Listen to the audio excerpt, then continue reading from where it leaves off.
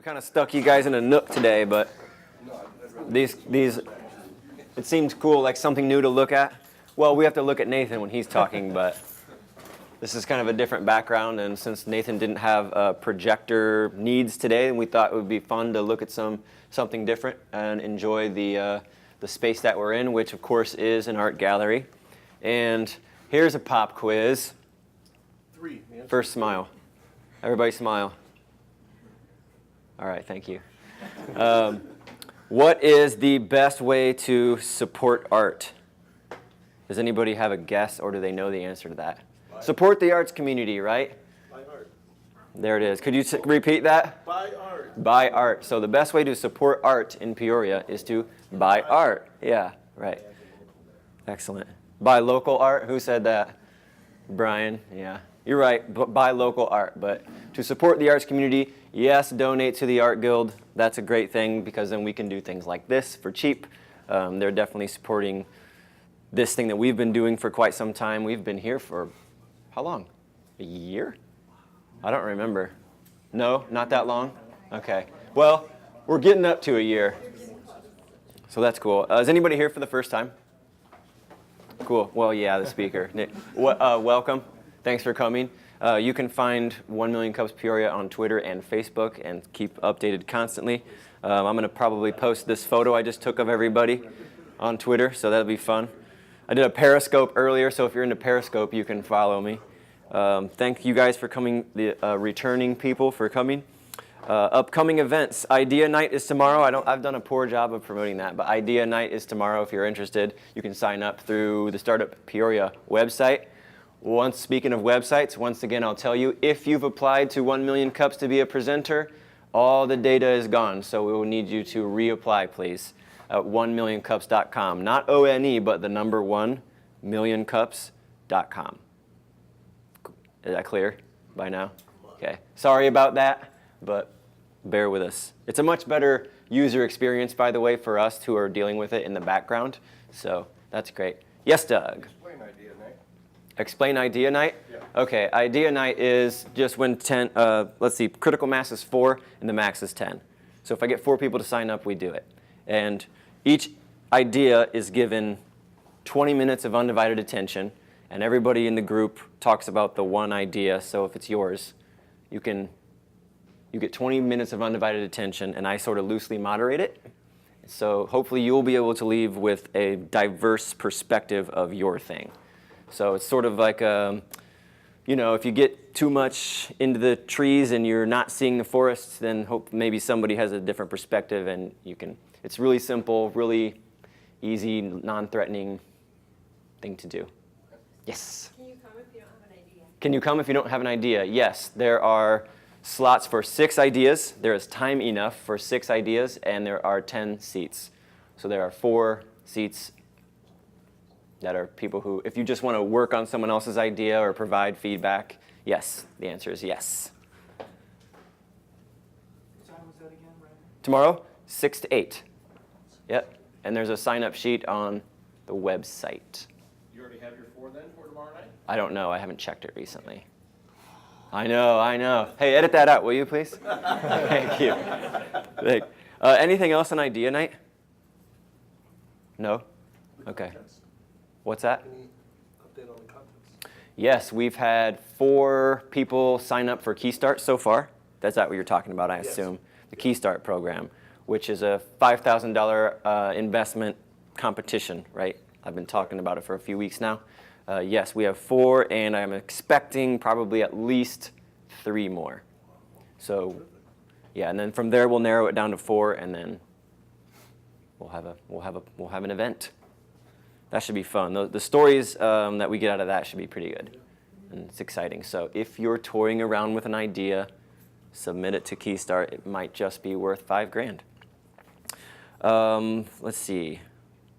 1MC is sponsored by IdeaBox, and I will introduce Nathan. I got to know Nathan last fall when we were working on a joint venture between Startup Peoria and Jump Trading Simulation and Education Center. So Nathan is here as a representative of Jump Trading Simulation and Education Center, or Jump Sim, as I like to call it. which is a cool thing. Are all of you aware of JumpSim? Does anybody here have no idea what I'm talking about? Excellent. Good. JumpSim is awesome. They are taking the lead in healthcare training in a simulated environment, and they have a pretty cool building over there on Berkeley, I think. It's sort of under the umbrella of OSF, is that right? Okay. Correct. And I'll let Nathan tell you about what they have going on this year, right? So please welcome from JumpSim, Nathan Lawrence.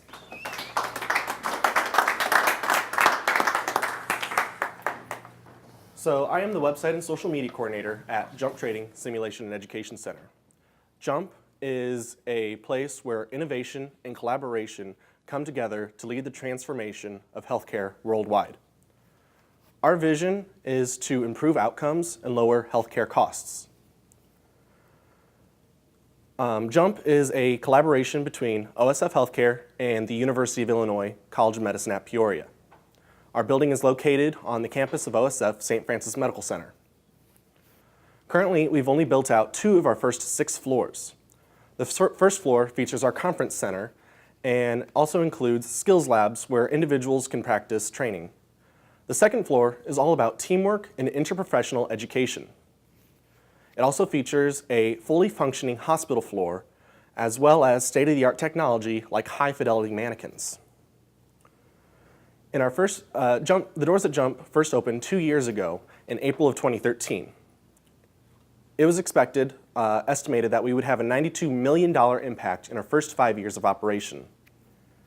In our first year, we saw more than 55,000 learning experiences at our facility. We started 11 research projects and 10 innovation projects. We saw the start of several significant partnerships, including with the University of Illinois College of Engineering at Urbana-Champaign on the Jump Arches project, which seeks to pair clinicians with engineers. In our second year, Jump programs offered more than 85,000 learning experiences. We are in the final stages of at least three research projects and have started just as many more. Our engineering and clinicians innovation team has also developed Jump's first unique medical training device, and we are in the process of bringing that to market. We have also seen the development of several significant partnerships, including Matter, a healthcare incubator located in Chicago. One of the challenges we face is that while medical simulation is not new, the concept of creating simulation education standards and measuring the effectiveness of that training, that is still a relatively new concept. Our staff are working to bring the highest level of education standard, and we are trying to prove through research that our training is actually effective at impacting outcomes and lowering healthcare costs. Our staff are key to making this happen. They are we hire on creative and driven individuals who are seeking to set those standards and set them high. Collaboration is also key to overcoming this challenge. Another challenge we face is how do we overcome the buzz of innovation in healthcare, set ourselves apart. Again, as with the previous challenge I mentioned, our staff are key to making us world-class. It all comes down to exceptional work and providing the best experience possible for everybody who comes through our doors. Which leads me on to my next point, a little bit about the future of Jump.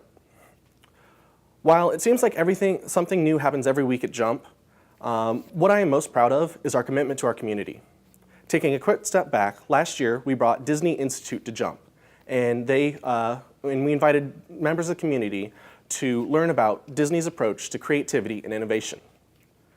This year we are bringing Disney back, and they will be talking about their approach to quality service this September. That is just one part of our Jump Effect leadership series, where we're inviting members of community like you to learn about improving your business. The first event for this series is actually in about a month from now, on June 16th. We want members of the community to learn from only the best, which is why we are bringing John DeJulius, the authority on world-class customer service. John has worked with hundreds of big-name companies that you hear about every day, like Starbucks, State Farm, and Nestle. He'll be teaching his secrets about how your business can become a brand customers can't live without.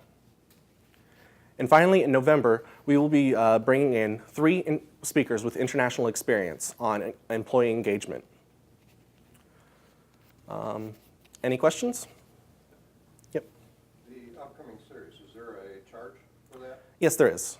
You can find that information on our website. If you sign up for all 3 events, you get a 10% discount. If you want, you can just sign up for the DeJulius event in June. And then while you're there, you could sign up for the other 2 events and still get that 10% discount. Oh. Yep. Yeah, so your JUMP is focused on research, innovation. That thing, you launched 10 innovation projects and 11 research projects in the first year. Correct. Which was 2 years ago. Correct. And 3 of those are on the... At least 3, yes. At least 3 are finishing up. Yep. Can you tell us about that, what those are? So one of the projects that is in the final stages is what is called the sedation project. Really, it's not about emergency medicine learners go through a simulation where they have to sedate a pediatric patient. And then they go through either one of 2 debriefs. So all simulations start with a briefing beforehand to get an idea of what the simulation will be about.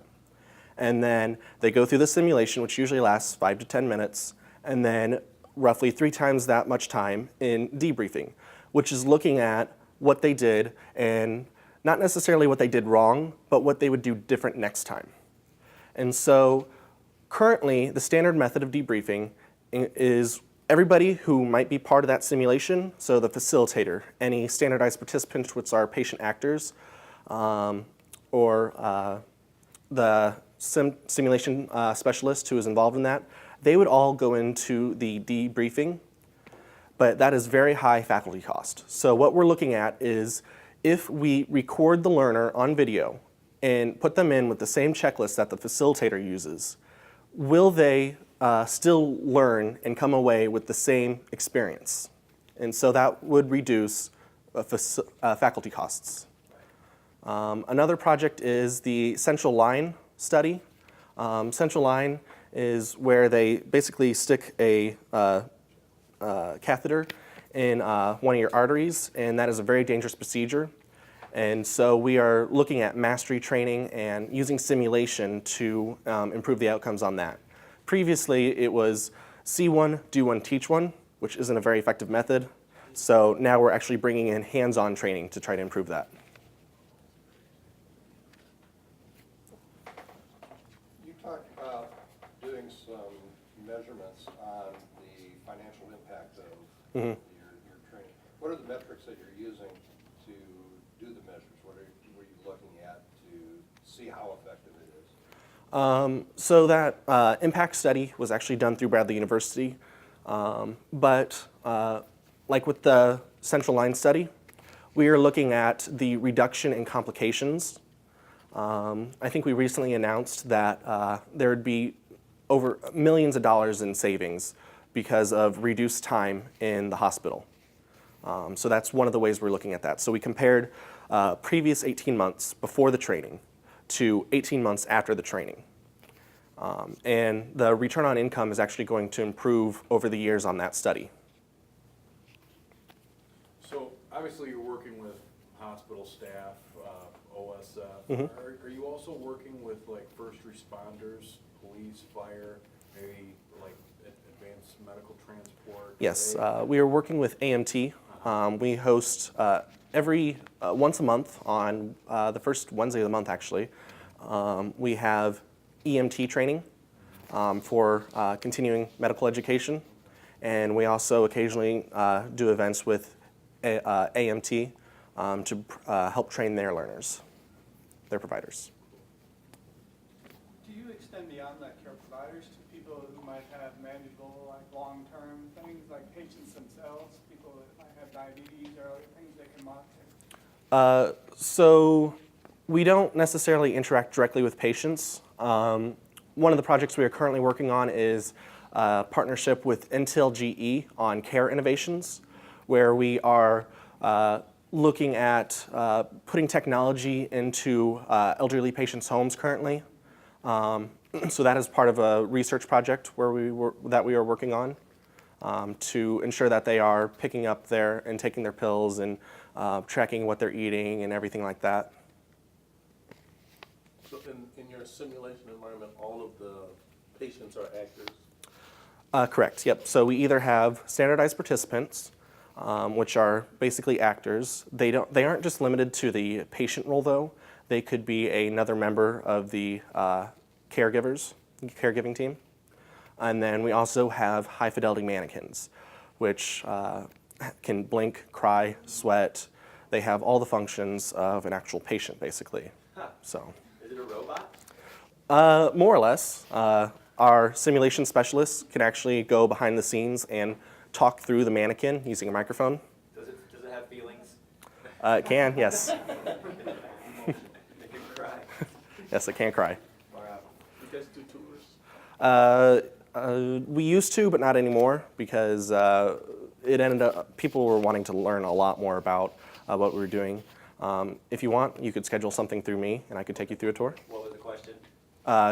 We do tours. So if you want to set something up with me, then I could take you guys through a tour sometime. If I'm not mistaken, I believe the Methodist School of Nursing, not too long ago, did an expansion, and they've got an entire floor that's a sim lab.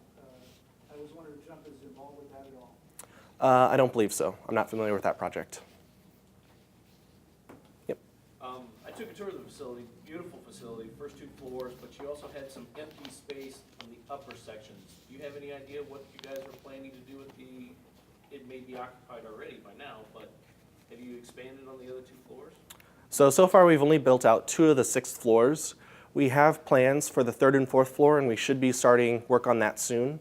It's mostly going to be office space, but we're bringing in people who are in OSF and bringing them over at Jump so that previously they're kind of all in their own separate areas, and we're bringing them together so that they can collaborate and work together to become even more efficient at providing patient care. Yep. Talk about Dr. Bramlett's thing. So Dr. Bramlett is a pediatric cardiologist at Children's Hospital of Illinois. He's also faculty at UEComp. He has taken MRI and CT scans of pediatric patients' hearts, and then he's 3D printing them so that you can actually hold a model of a heart in your hand. And that has affected the outcomes of surgeries. The very first patient, the surgeon didn't know about this certain Swiss cheese hole in the patient's heart. It's very difficult to find on MRI and CT scans, but once he was actually able to hold that patient's heart in his hand, the 3D model of it, he saw that right away and he recognized it. And so that actually changed the surgery and added probably decades onto the patient's life. Yep. Is Dr. Bramlett the first person to do that? No, Dr. Bramlett is not, but he is one of the first who has kind of taken it to the next step. His work is actually a lot more detailed than a lot of what other doctors are doing around the country and even around the world. But we have also partnered with the NIH 3D Print Exchange, which is something that just popped up, I think, last year. And we want to have an open library of 3D hearts so that anybody can access these hearts and be able to learn from them. And so that's something that nobody else is doing.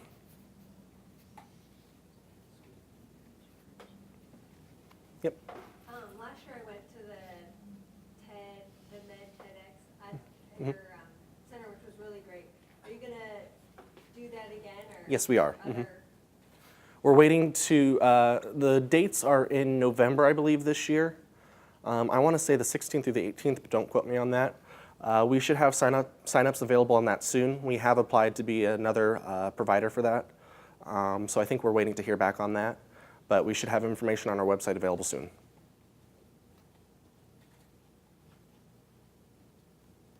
I'd also want to just put a plug in. My husband is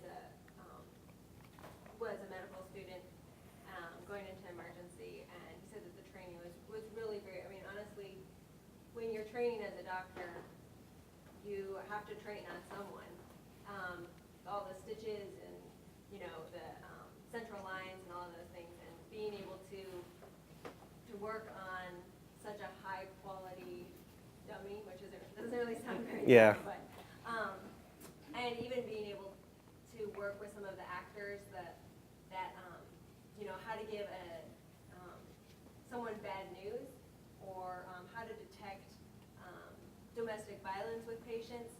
So their actors are quite good, and he said it was really, really helpful in their training. So it's really exciting for Peoria to have such a quality institution here.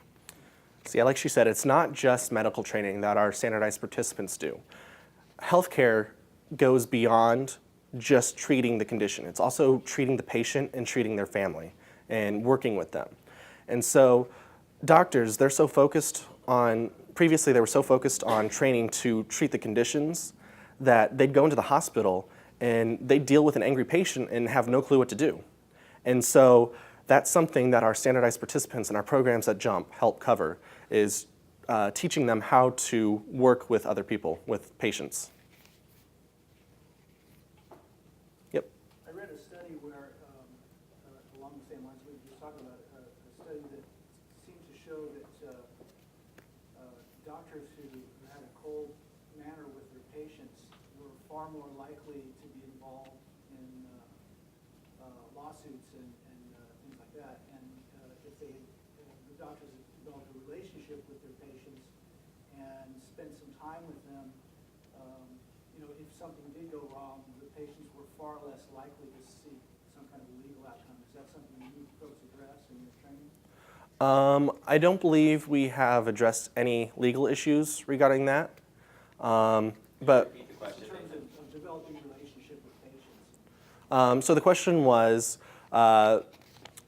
doctors that interact more with their patient are less likely to have a suit filed against them. We don't really cover the legal side of that stuff, but we do encourage the doctors and caregivers to learn how to interact better with the patients and be more like how to give bad news. So be more sympathetic along that lines of thing instead of just saying, here's what you have and then leave it at that. Yep. I was wondering what the extent of your role is within the facility and also your background that led you into your position. So I am currently a student at Bradley University. I am studying marketing and interactive media web design. And so I've had a couple previous internship experiences, and through Bradley, I found out about JUMP. I have no prior knowledge about healthcare. I've never done anything with healthcare until I came to JUMP. My role there is as the website and social media coordinator. So I update everything on our website.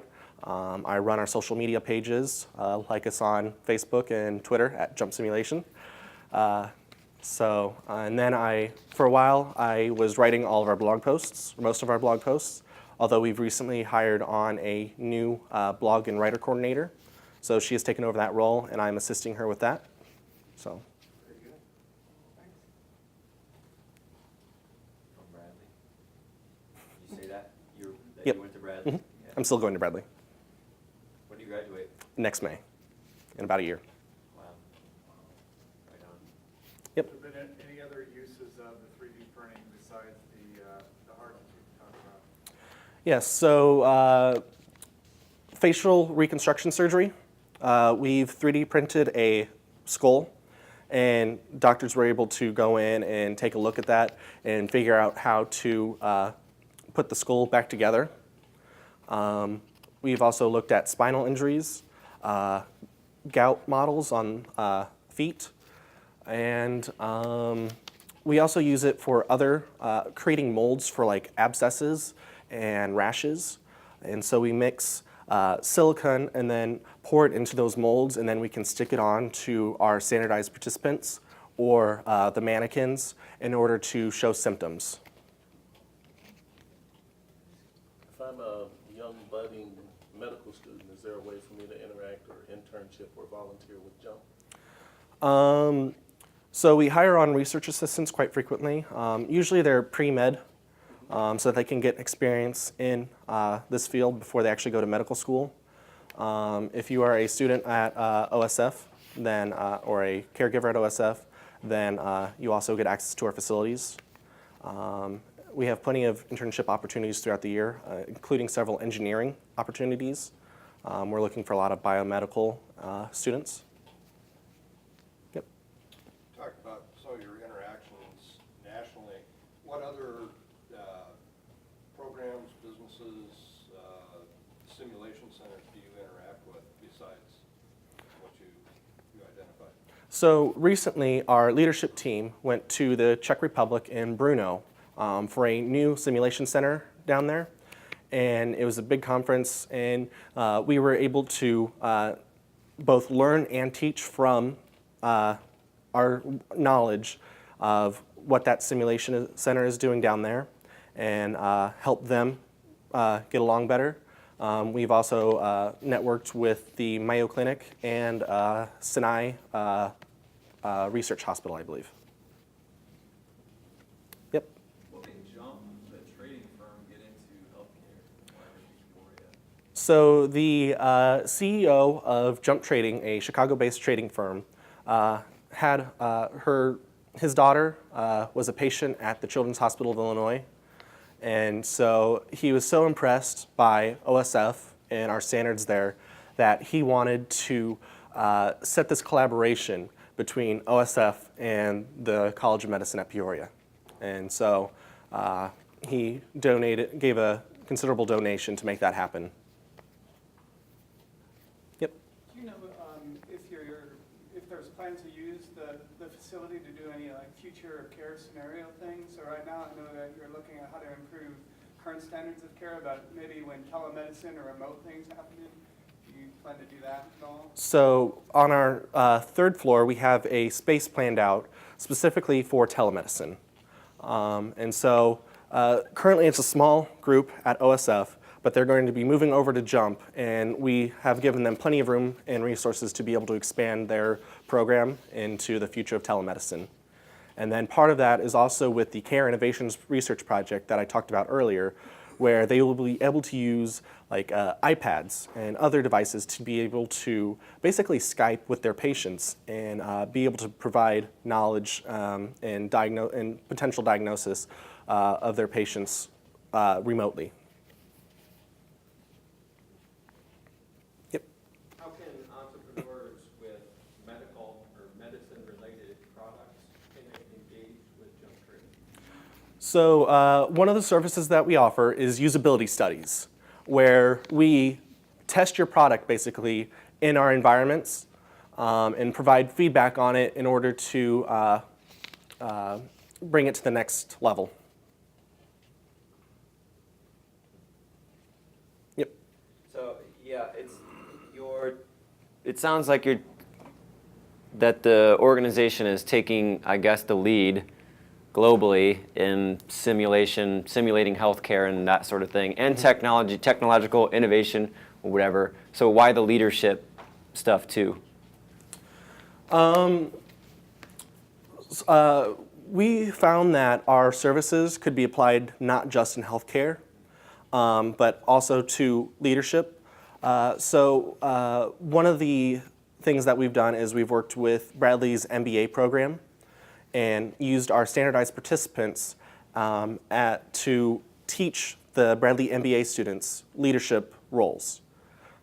So one of the scenarios was how to talk to your boss about a certain scenario that you were expecting to happen, but it hasn't happened yet. So, and dealing with confrontation with a peer. So we found that what we can offer can be applied to other areas such as leadership.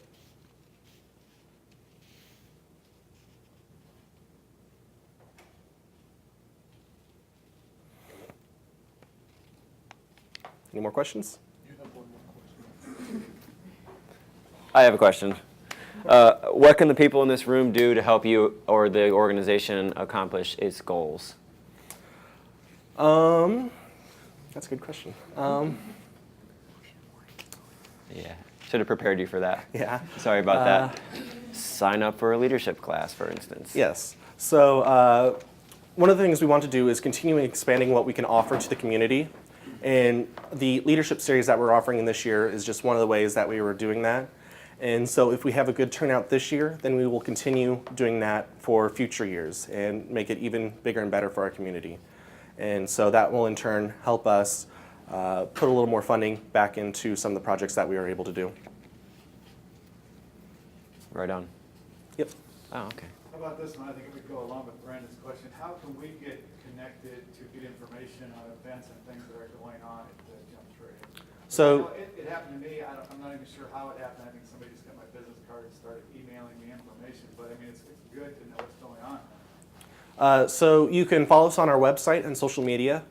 And then we've also recently started a monthly newsletter. You can also sign up on our website for information about specific events, such as the Leadership Series, TEDMed, and then other opportunities for medical students, such as anesthesiology, continuing medical education courses. Or there's another field, and you can fill in anything you want, and we can email you that information as soon as it becomes available.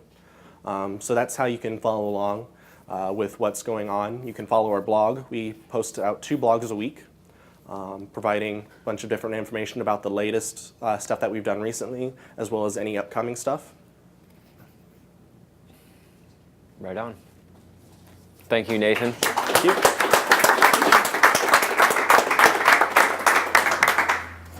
Cool. So they brought Disney last year, right? Yes. And I don't know if anybody looked into it, but Disney charges over $1,000 to do a 1 day to do like what you're doing right now for their workshops. Yep. And Jump offset that cost by like 60 or 70% or something. So it's a tremendous opportunity and a great organization that happens to be in Peoria. So thank you, and drink the coffee. All right.